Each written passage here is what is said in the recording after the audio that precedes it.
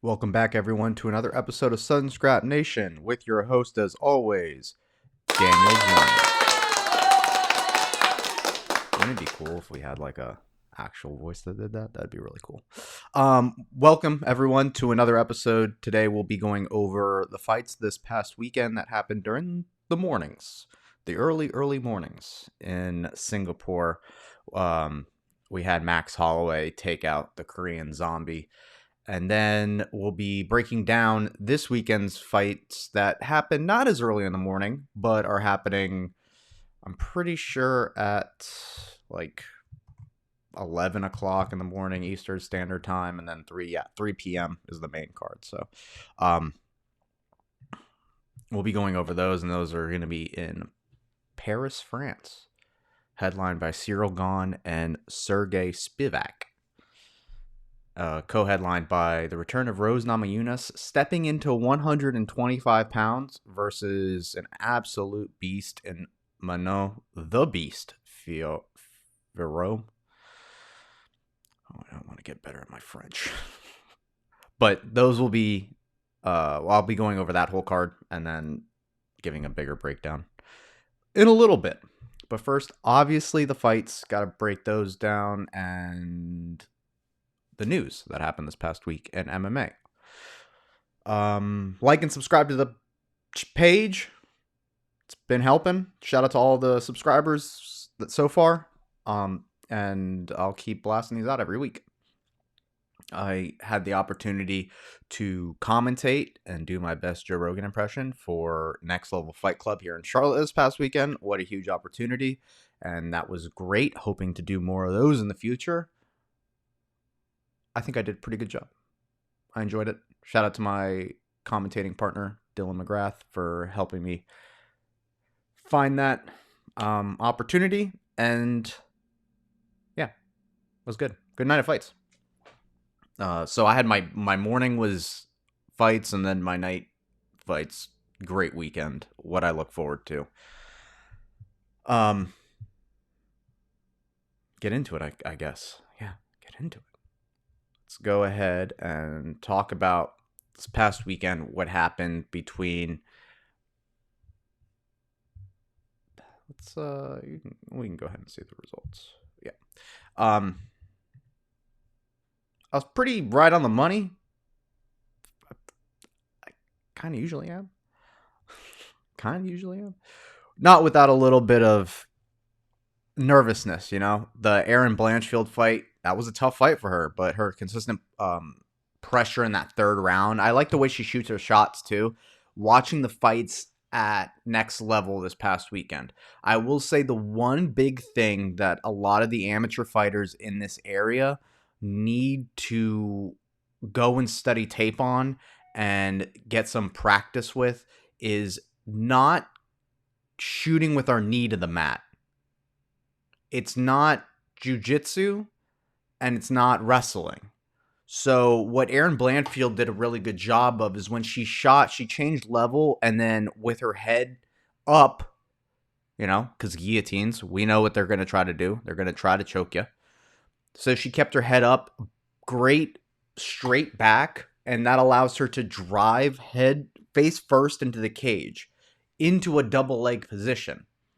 You don't need the knee to the mat. You just need to run them to the cage. And then from there, you can start working, different levels. So you can either work to the body lock, you can drop down to the legs, but as long as you have your shoulder driving into their hip and you're running face first towards the cage, it's going to be very hard for them to just frame away.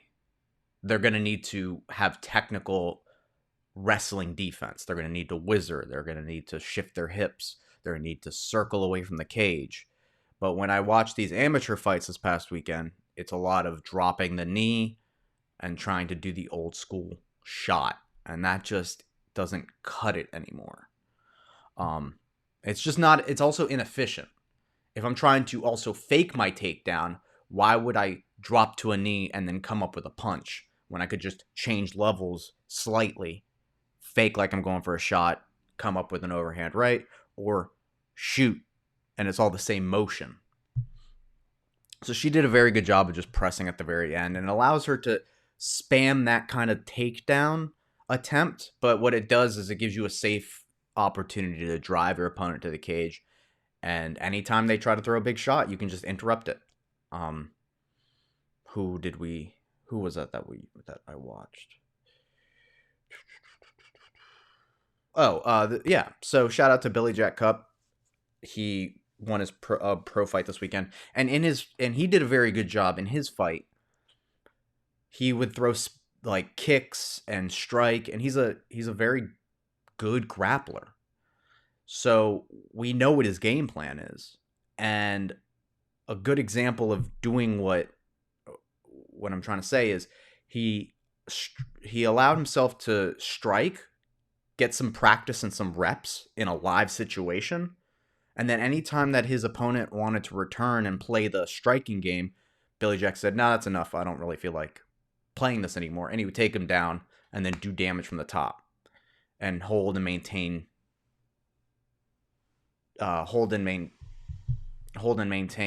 position. So from there, once he did that, it kind of makes striking a little bit easier and allows you to get those repetitions when you need to, rather than in sparring. But it always keeps the opponent guessing, so they don't know if you're trying to kick them, punch them, yada yada yada, and then you can just execute your takedowns, or at least attempts. So from then we had Rinya Nakamura beat Fernie Garcia pretty decisively. Not much to say. I mean, he's a talent. He's a prospect. He's 8-0. Then you had Giga Jakadze versus Alex Caceres. Giga, I mean, it wasn't an easy fight. Alex showed that. To me, I don't know. I'm like less impressed with Giga after that fight. I'm thinking anyone in the top 5 of featherweight smashes Giga. That fight really didn't. Yeah, look how close these stats are. Rightfully, he won the decision. I'm not saying, oh man, I think Alex Caceres should have won the decision, but he's 35. Yeah, he looks 30. He looked 35. I didn't hate the performance. I just don't think against the Ila Toporias, the Holloways. These guys are going to exploit that he's just a kickboxer. So then we had Anthony Smith versus Ryan Spann. 2. Yeah, it's what I said. It was I knew Ryan. I know Anthony Smith is going to win because he's already beaten Ryan Spann. And so Anthony Smith just has to do what he's done. And then Ryan Spann fought more of a, I don't want to get knocked out, so I'm going to play a little bit safer this time. And he did. And it was a tough fight. But look at that record, 37-18. Talking about bad opinions, Anthony Smith having a bad opinion about Alex Pereira, and then we'll get to it, but it's like, what are you, like even if you were to fight Alex Pereira, like, why? What a bunch of damage you would take in that fight. It's just bad. 37-18. It's just a lot of fights. It's a lot of experience to have the bad takes he has. That's my head scratcher there. And then, obviously, in the main event, we had Max Holloway versus Korean Zombie.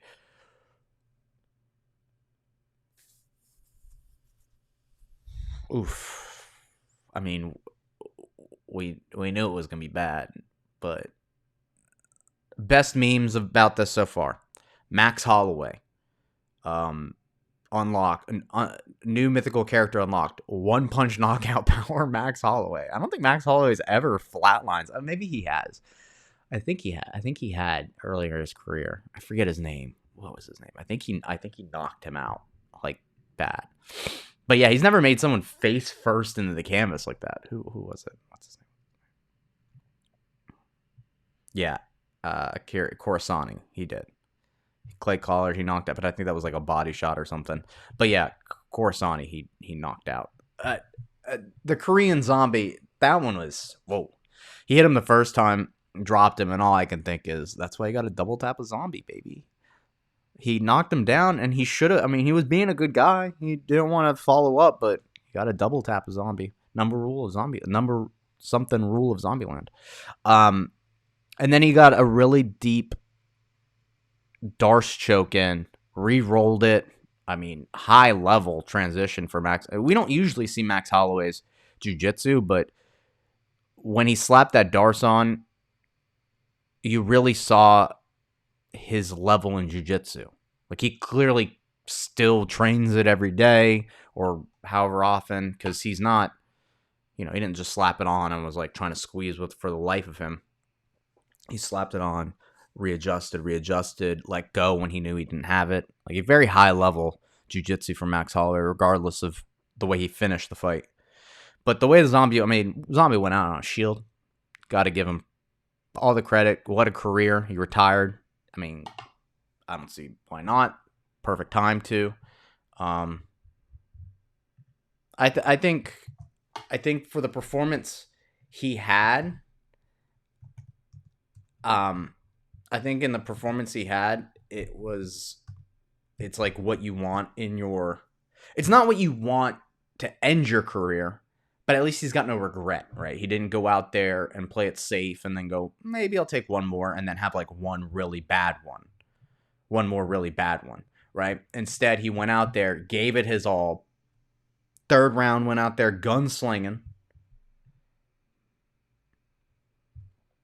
And then it showed, It showed that it showed that maybe it is time to hang it up. So right off the bat, Korean Zombie did hit Max hard several times.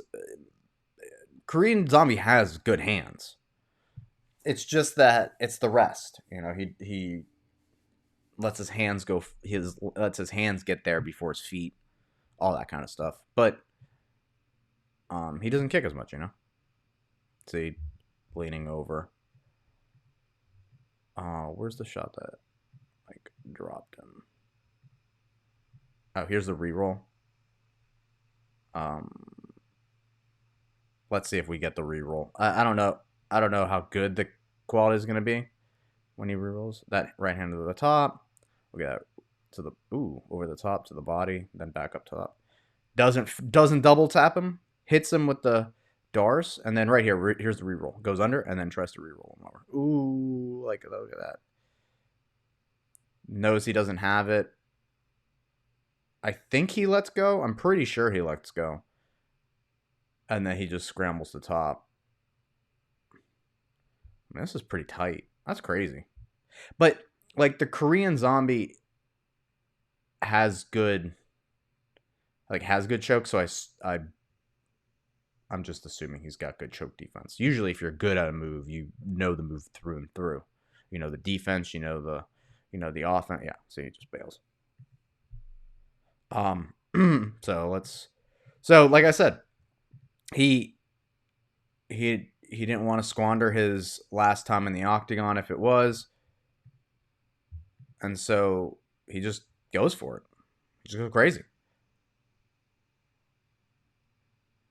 Like that spinning back kick. I think this is the end of the second round. Or end of the second round. I think it's like third round, first 30 seconds, he goes crazy in it. Yeah.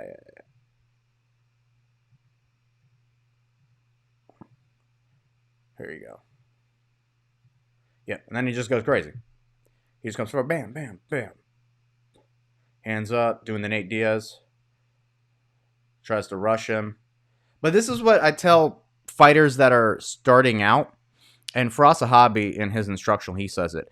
If you're fighting someone who's pressing you hard like that, like who's just pressing you, who's also kind of they're like the equivalent of a spazzy white belt, but in striking.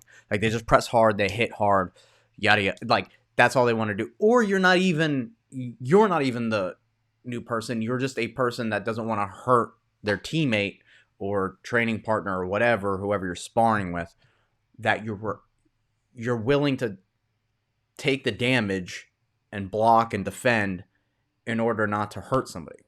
Well, newsflash, you hit as hard as you want to be hit. So if that person's hitting you hard, you got to get their respect, and that's a lot of what it is. They don't respect you, and they don't respect your power. So when someone presses you, I'm not saying throw a wild right hand, but you have to teach them that walking straight into you isn't the way. And see how Max has his hand up. He's defended. I mean, he's off balance a little bit. The headbutt a little bit. The uppercut. But he's wild. The Korean Zombie's wild. Boom. Left hook. Hands still up. But he's defending. He's loaded on his right side. So all he has to do, bases out. Korean Zombie's chin straight up in the air. Ducks his head.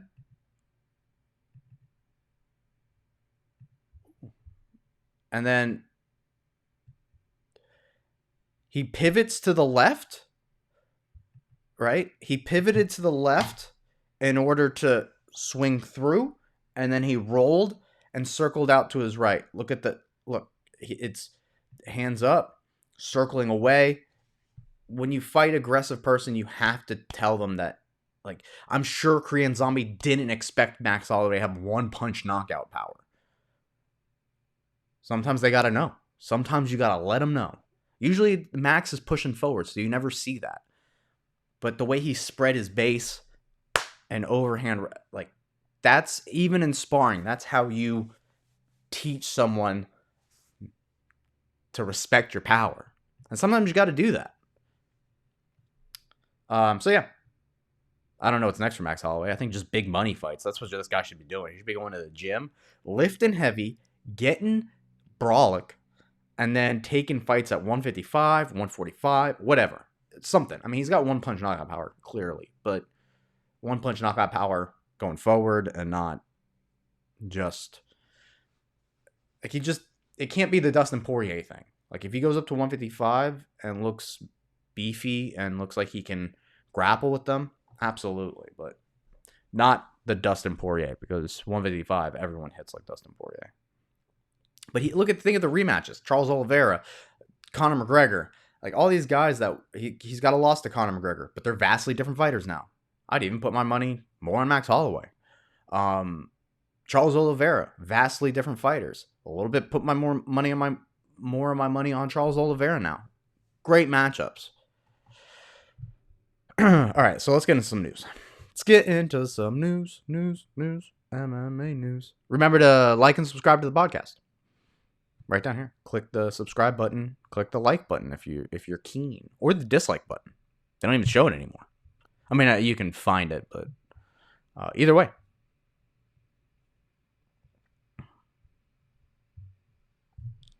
Henry Cejudo claims UFC 292 did 350K pay-per-view buys. When do the numbers come out? Do we know? Well, also, so here's the big thing. Sean O'Malley's fan base is a younger demographic of people. People know of him, but his fans are my age and younger. Unless you have the money for a pay-per-view, you're not paying for a pay-per-view. So it makes sense that he's got less pay-per-view buys in comparison to Conor and his all of his glory. It's a different time too. But that we have to wait, I guess. Everyone was projecting that this was one of the biggest. It's not true. My question, like, are the numbers out?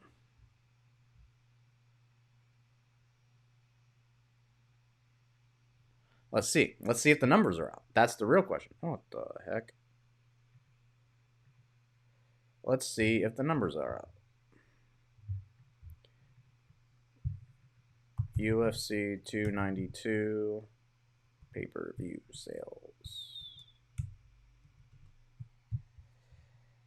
Okay, well, it's claiming it did. Okay, well, that's Henry Cejudo. Sports payout. Do, do, do, do, do, do. They're estimating 850. Okay, this is, unless Sean O'Malley wrote this article, SB staff sportspayouts.com. 20K people, estimated seating night. Yeah, sure. People that attended 18. Okay. Ticket sale. Okay. And then right here, paper official numbers reported 700K pay-per-view sales. My thing, O'Malley and Sean, or O'Malley and Aljo both got paid 500K each for just their fight. So you figure it did pretty well. I mean, if it's actually 700K, it's pretty good. That makes sense to me. It makes more sense than 350. I know the people I was with, we bought it. But there's a group of us and we buy it every time. So, but we only like pay $20 each. So that's one. You know what I mean? Like, that's one for a bunch of people. I don't know how many individuals are just buying it themselves. You know what I mean? Like, how many, if 750 or 700,000 people bought it, I mean, it's not like 700,000 people individually bought it. Like, that'd be like, think about all the fight night group. I mean, even if they did, it's a lot of people with that much disposable income that they can buy a pay-per-view. You know what? Like, what is it? $80 almost for pay-per-view? 700,000 people bought. That doesn't seem right.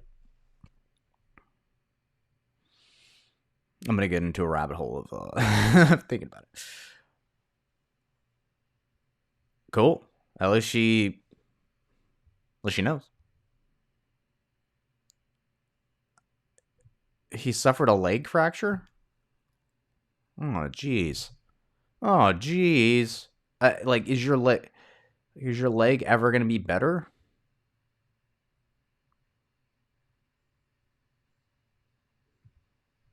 So, AC, it's all good. Those, you know, because it's, what did happen to me, though, I have a fracture on my left leg. But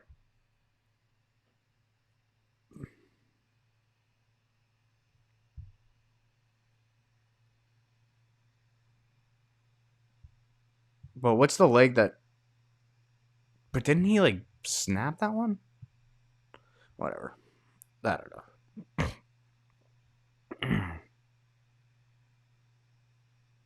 Yeah, I figured this wasn't going to happen. I mean, what possible world does she come back and look even remotely good enough to fight in the UFC? More or less on their biggest card to date. Yeah. No way. No. She might be at UFC 300. That's about it. Renan Barão. No. Renan Barão was going to fight a game-bred knuckle? Bare knuckle? No way.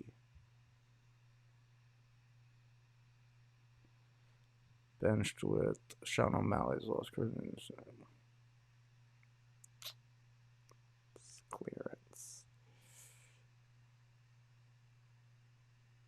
Okay.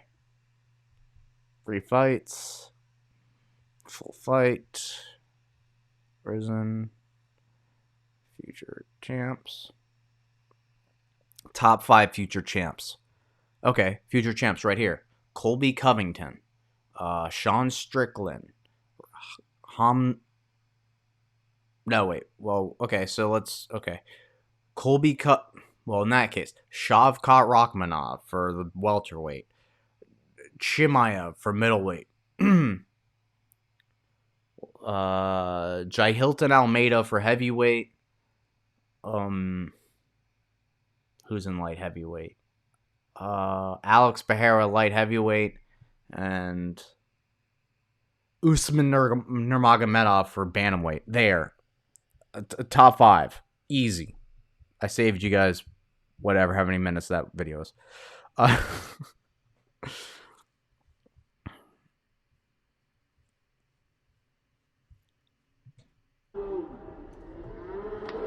Oof. Oof. Ooh-wee. That's what happens when there's no, takedown or anything. Or where you stand right in front of somebody.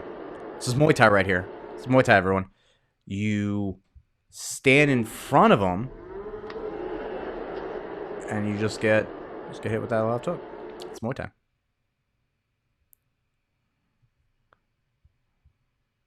The French. Umar. Catros versus Catros. Oh, wow. CGHC martial art rule? Huh.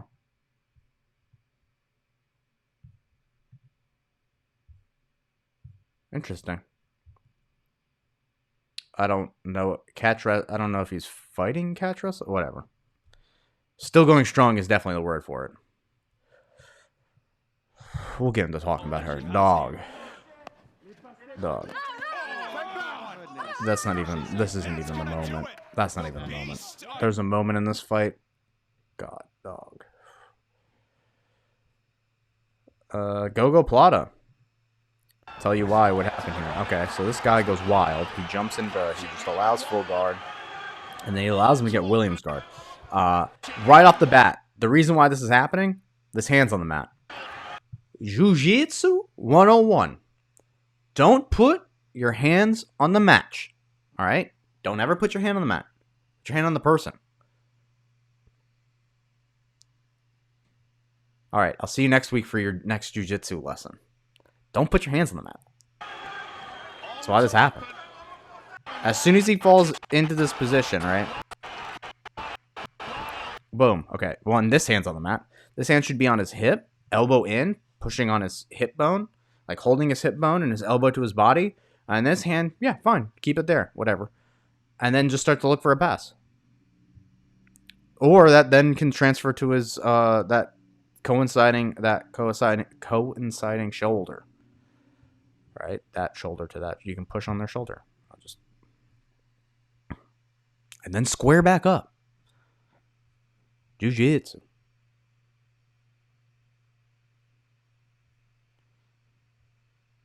Dang, that's pretty cool. Except I'm pretty sure this is like Karama dying. Like, that's not... Or is this after they fought? Yeah, I'm pretty sure this is what they feel like. It's a pretty cool pick. Pretty cool.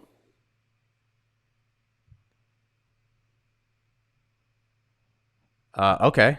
Let's see Megan O'Leary go off on this cat. Don't mess with UFC mom. You went full Karen when that dude asked Bilal a stupid question. Disappointed. Oh, I disappointed you, Carl? Is it my job to be the bad guy up there? I'd rather you call me a Karen for protecting fighters from incessant bullshit and people looking for a viral moments than sitting up there not doing my job and letting the disrespect flow. Were you there? Did you also hear the vitriol being yelled from fandoms in the crowd? No, they're professional athletes who give their time for fans, not your punching bag because you want them on TV. I will always put the fighters first. Get mad about it.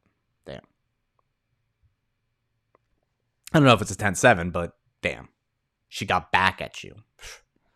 That's exactly what he wanted.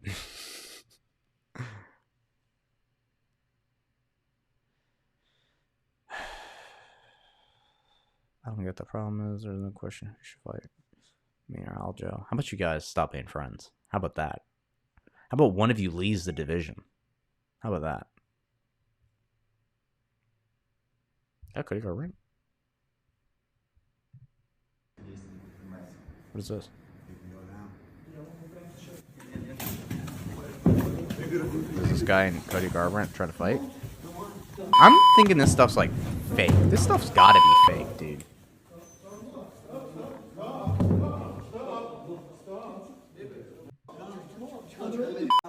This shit's gotta be fake, right? There was kind of a smirk on Cody's face when he stood up. Maybe he just wants to fight.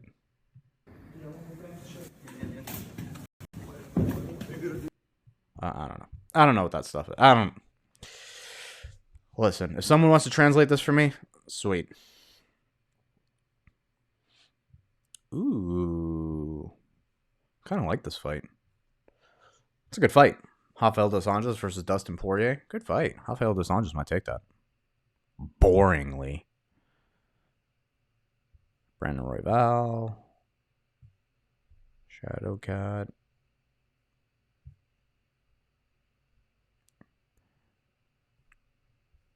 She such a presented certificate. Oh, appreciation. Okay, cool. Bye bye. Let's see what Dom's. Let's see what Dom's throwing.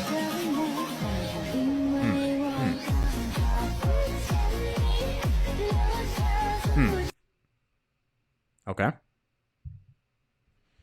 All right. Aldo. Nothing. This is really boring. Sorry, everyone, for the week of news. If you want a rival, if you want a fucking rival, you've got one. Dog wants to fight so bad. Yes. Yeah. Ila Topuria versus Volkanovski. Make it happen. Make it happen. I know people are like, oh, but Ila Topuria did finish Josh Emmett. Yada, yada, yada.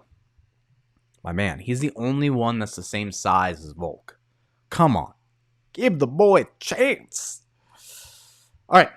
Before we get to the fight breakdowns, remember, like and subscribe to the podcast, sunscrapnation.com. Also, come check us out. Fun stuff, right? Sunscrapnation.com. Sunscrap Nation. Me, Daniel Jonas. Subscribe to the YouTube too. Sunscrapnation.com or Sunscrapnation. All right. Excuse me. So, on the prelims, we've got a catch rate. I'm not even. Zahara Fahern. She's going to win because it's France and this other girl doesn't even have a picture yet. And it's a catch weight. I don't know who this girl is. If she's from France, she might lose. She's not ever fought? What? View fight history. Okay. Never mind. She's never fought before. She's never fought, and she's fighting a UFC fighter. Farid Basharat versus Clydeson Rodriguez. This is clearly a fight for Basharat. He and his brother fight in the UFC. His last fight was or not his last fight, but he fought Damon Blackshear. He won via decision. Okay, but his last fight. Okay, so he beat Damon. He's 10-0.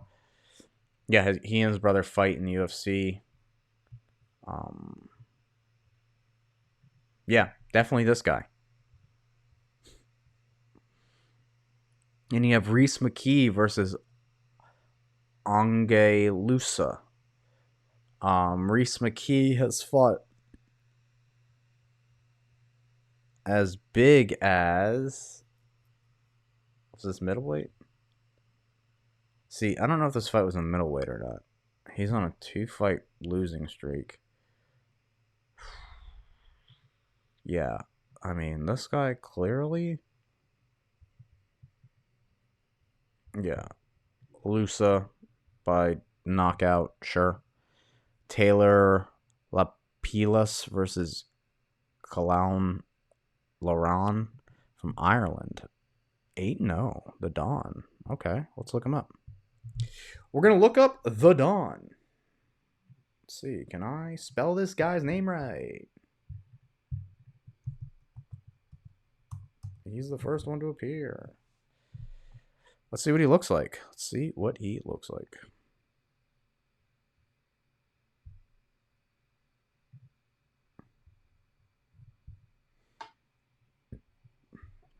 Sorry, there's a ad. I don't want you guys to have to suffer through. Okay, here we go. He's the one in these shorts. Stands nice and tall. Thick. Look at that back. It's kind of stiff. Like it looks like he hits hard, but he looks stiff. Yeah, this guy needs to circle the other way and throw a big overhand. Yeah, circle this way and no, see, keeps yeah. Throw an overhand like Max Holloway. This is like Max Holloway versus Korean Zombie kind of thing. Yeah, he just needs to circle to his, not to the power side. Don't circle to the power. There we go. I'm guessing he doesn't win this. I'm guessing he doesn't win this. This is for a title. Jeez, how does he win? Because this doesn't go the whole time. So jab.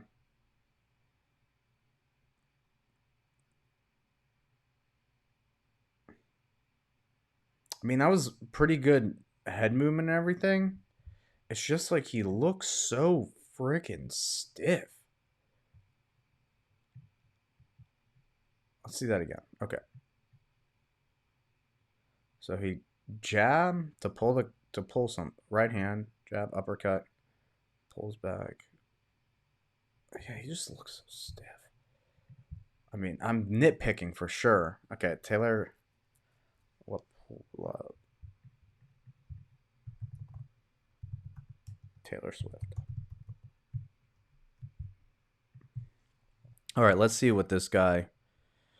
Oh God, does he not even have a fight in the UFC? He's got to have a fight in the UFC, right? Oh man, like a long time ago. No way. What?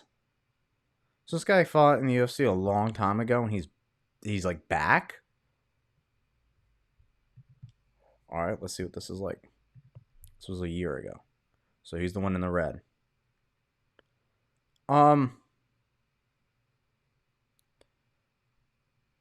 So this is one of those fights where Lapalus looks good. Like he looks more fluid. He looks looser than Laurent. But I feel like if Laurent just presses this guy, he's gonna break. But this guy, I mean, he looks. It's like kind of the same fighter. They're kind of the same fighters. I just think the other guy might press him a little bit too hard. Oh, people are. Oh, he's like the favorite. Oh, I would think this guy's the favorite. Oh, well, I put your money on this guy.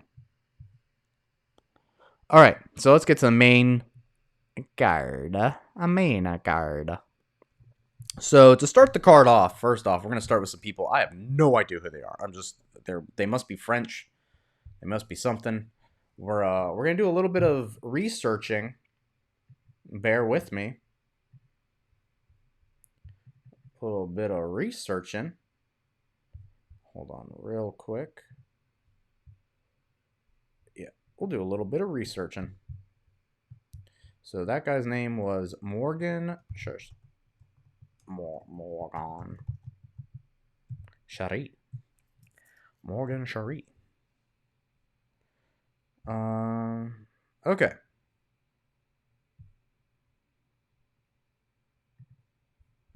Morgan the Beast. Is this guy named Morgan? Oh, the Last Pirate Shirt. Ooh, I like that name.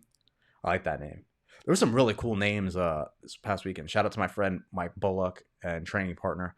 He won this past weekend with a rear naked choke in the first round. Real easy. Made the guy look like a fool. But he took the fight name Black Sheep. Loved it. Loved that name, Black Sheep. All right, here, this guy, Morgan Shari, body shot. Ooh, that was nice. This guy's mean.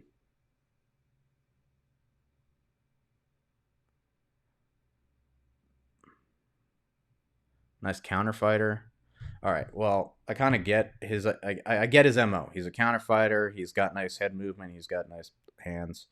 Um, I am in. Okay, let me just play a little bit more of this guy. Yeah, I mean he's got fast, nice hands, slick. He's got good IQ. Like he's got good reads. He can read really well. He knows what they back out. Leg kick, good. He picks the right shots at the right time. Now here's him on the ground. Yeah, it looks like an overall good fighter.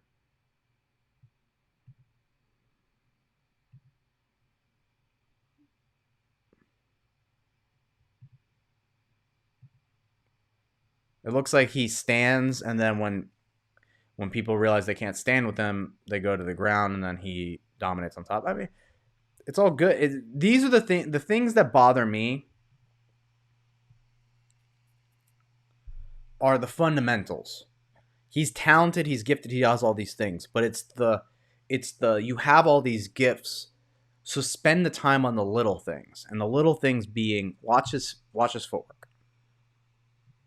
When you're stepping to the right, let the right foot go first. It's more efficient. It's athletically more efficient. Shuffle step over, right? Shuffle, right? Keep your hands up. Nice and like almost like you're in a trot, like you're athletic. You have the ability to trot over rather than taking these cross steps and stepping across your body, which is an inefficient motion and an unathletic motion. Your feet aren't in position to be balanced. It takes one blitz from that guy for you to fall over. Clearly he has this guy beat. He's on the back foot.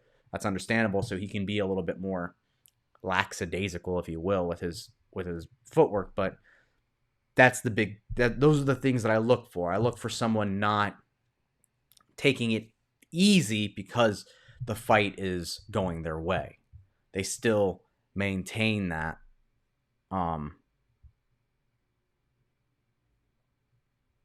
this person just put their highlights before the match. That'd be kind of sick. Did they? No, they didn't. Okay, well, that would have been a really cool video. So these both these guys have fought on Cage Warrior. One of the most vicious knees you'll see. Let's just see it. And this guy's forward pressure might be a problem.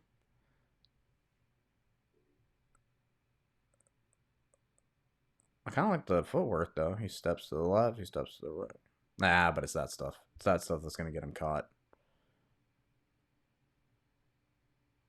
But I mean, if he's got a chin and he's not discouraged, he looks like he likes to fight. So then there's like this big knee so okay, so here we go. Yeah, he loads it. He throws the Michael Chandler. Oof. Good, I mean, good reads. So what does he hit? Does he hit him with a leg kick? He hits him with a really bad leg kick that makes him fall over, and then nice. Cool.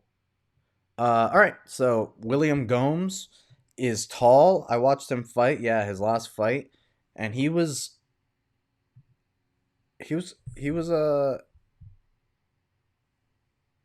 yeah,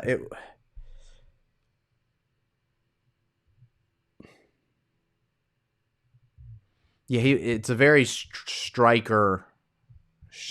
He's a very striking, long, lanky based guy. How are you putting these people on the main card? I have to do this again in the next fight. This is crazy.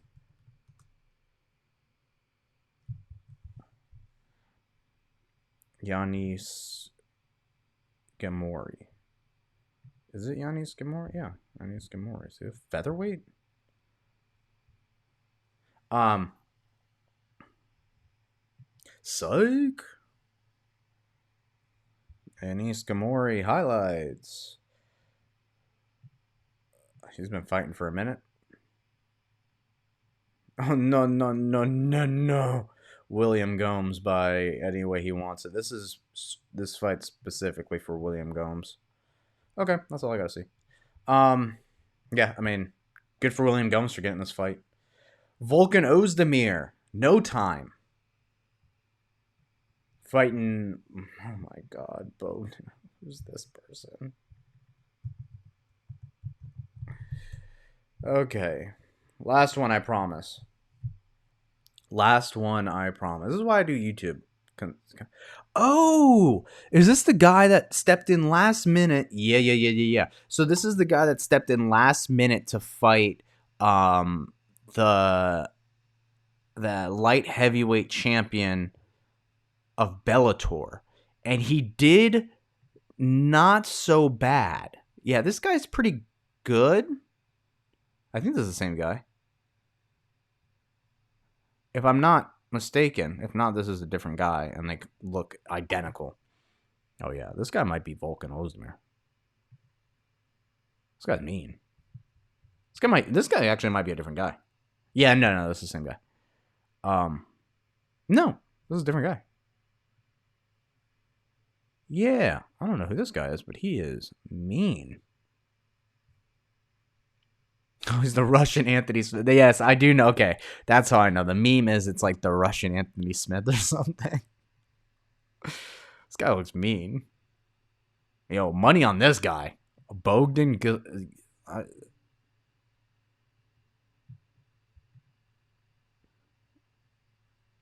guy goes for a single. Gets back up. Oh, drops him. Bam.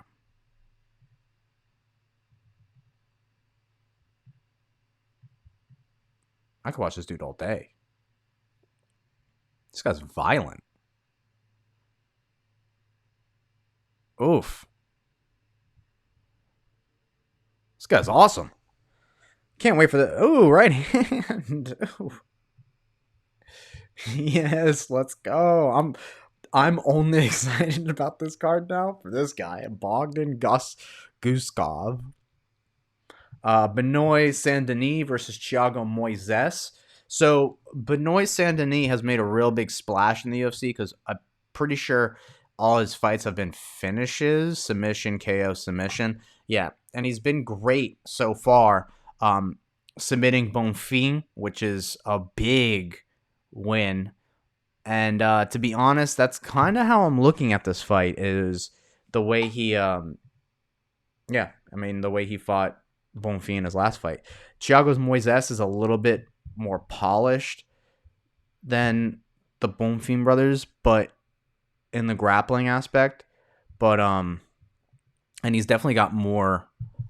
He's got definitely more experience. But this is those. How good are you as a lightweight? Are you top 15? Which Moises is number. He's not a number. Yeah, he's not even a number. So are you top 15? That's kind of what Benoit Saint-Denis were looking for, and it's in France, so this is his fight to win. Thiago Moises had his moments, and he's looking to fight back to it. He's fought Islam. He beat Bobby Green.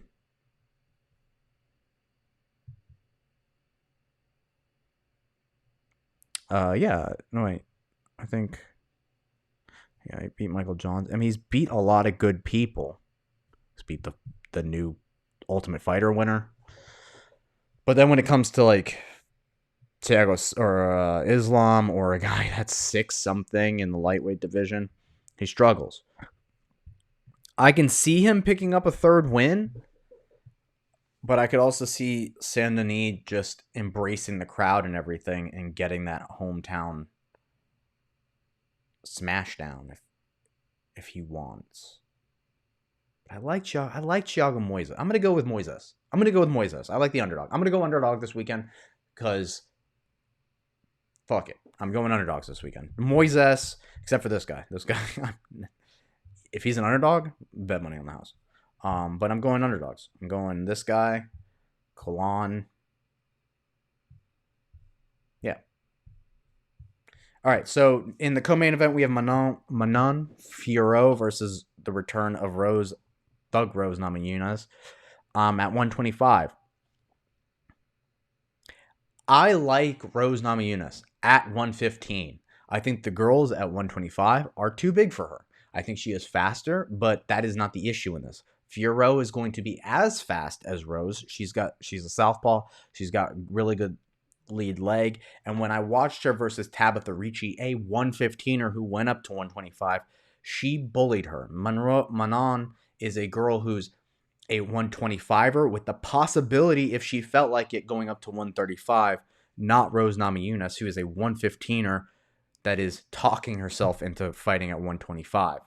She may feel better at 125. She may not have to cut to 125 as bad, and it may be healthier for her, but she is on the smaller end of 125, whereas Fiorot is on the bigger end of 125. There's a drastic difference there, and I think the power is going to be a problem, and she's not a grappler who is going to allow Rose Namajunas to let her speed do the work. What's going to happen, I personally think, is more of what happened in that Tabitha Ricci fight. And I don't like that because I'm a fan of Rose.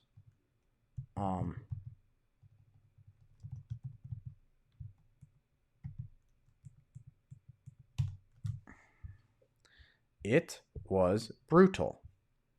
There was a moment that was brutal in it. Right?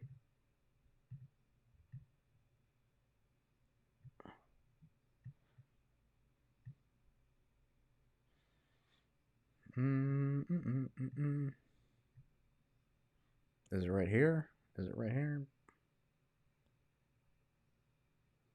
No. There's a moment where she's against the cage. Actually. No, go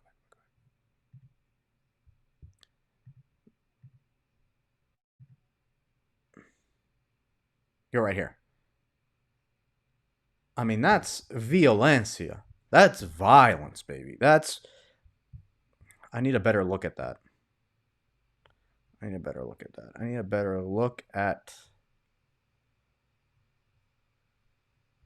that KO because we're just gonna watch the KO. Don't hurt me, UFC. Don't. I'm commentating on it. I'm commentating on this. We're only gonna watch the. I promise. We're only gonna watch this part. Don't hurt me. Don't hurt me for it. Okay, so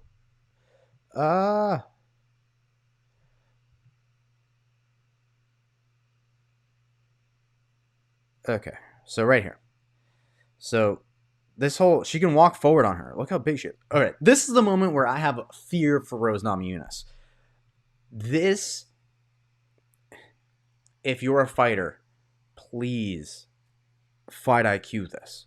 Instead of jumping right into the guard or the jiu-jitsu of this girl to allow her to hold her and waste 2.5 minutes. This hand is about to do something all fighters need to learn. A nice post. This post right here pushes Tabitha Ricci's head to the back of the cage. And think of the cage like an extended floor. If we were just to flip the camera like this, now her head's posted on the mat on the floor, and it's gonna be hard for her to do anything with your head stapled. So your whole body's kind of, I mean, you can move your hips, but barely. And right from here, until she moves her hips and moves out of the way, she's just gonna take punishment. And I mean, this is brutal. She could have continued though. That would have been beautiful. But I mean, let me slow it down real quick. No, not qualities. Let me slow it down real quick because we need to see this. Watch this. Okay. So Love. See how she now sprints because she feels the power in her hands? All right. One, one, two, three, four. Four straight to the jaw, just downward. I mean, that's gravity too. Some brutal stuff. I just think Monroe's going to be too much for Rose. I know Rose moves around on her feet, yada yada yada. She's got a chance to, use like choker or use her jiu-jitsu. I just don't think she's going to be able to. Don't really like the matchup. And then you have and also in France. And then you have Cyril Gane versus Sergey Spivac for the main event. Cyril Gane's looking to just repeat the last time he was in Paris, and I think he can in this fight. In the same way, it's almost a mirror fight to the Tai Tuivasa fight. It's Cyril, be fundamental, stick to the game plan, touch and move your feet, switch stances constantly, don't be in one place, pick them apart until the knockout shot comes. Spivac is going to do what Spivac does. He's going to get to a body lock. He's going to get to an over-under, and he's going to use a trip. He's going to try to sweep you, and then he's going to turn that into a hip throw. Very unconventional, so it's not an easy thing to get prepared for.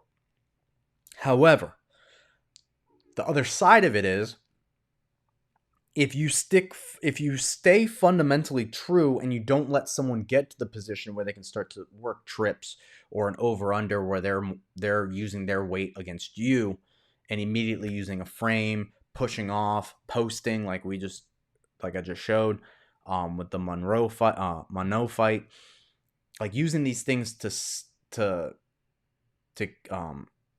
keep a grappler at bay, stiff arming him away, and then striking off the break, and then moving our feet out of position, like moving our feet to get out of that position from being right in front of them.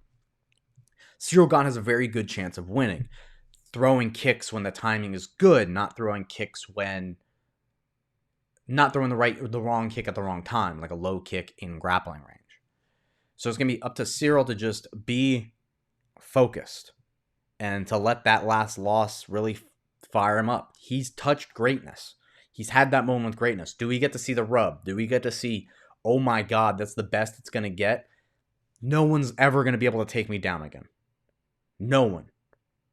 Or is it a kryptonite that we've now found in Cyril Gane that Sergey Spivac is going to be able to take advantage of and just drag him down like we've seen with the likes of Derek Lewis and everyone else he's fought recently? I personally think that Cyril Gane's got a little bit more fight in him and a little bit more fire and desire to be the champ in the heavyweight division, that I think he wins this fight. I don't know if it's as spectacular as that Tuivasa fight, but I think he does win this fight. And yeah. If not, it's in the first 2 rounds, and Sergey Spivac takes him down with the head and arm throw and arm triangles him. And then we see Cyril Gane go, like, fuck, what is happening? So yeah, those are my picks. Definitely go with this Lan Laron guy. I've got Morgan,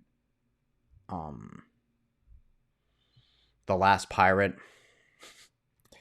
I got William Gomes. I got Bogdan Guskov. Thiago Moises, I'm going to go with. This is my underdog pick. Manon Fiorot and Cyril Gane. Those are my picks for this weekend. Remember to like and subscribe to the podcast. Hope you guys enjoyed today's episode. A little bit, right on time. Perfect. Remember, like and subscribe to the podcast, Sunscrap Nation. I've been your host, Daniel Jonas, as always.